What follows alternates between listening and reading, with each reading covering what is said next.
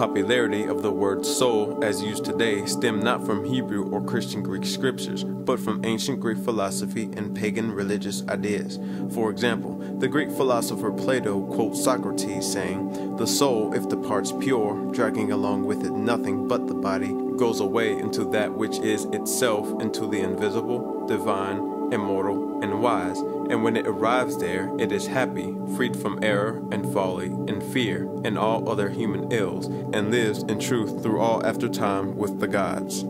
Now, with that being contrasted with Greek teachings of the soul being immortal, intangible, invisible, and immaterial, the Bible teachings show us that the soul is mortal, tangible, visible, and material. How so?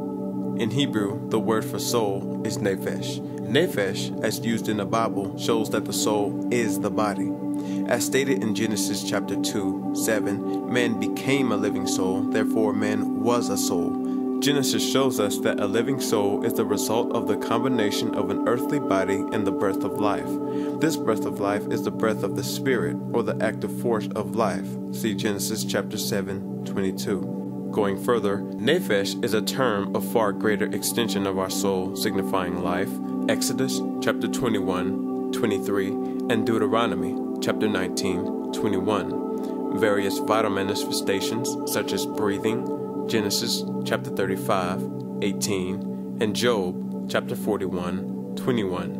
Blood, Genesis chapter 9:4, Deuteronomy chapter 12:23 and Psalms chapter 14:8, and desire, 2 Samuel chapter 3:21 and Proverbs chapter 23:2.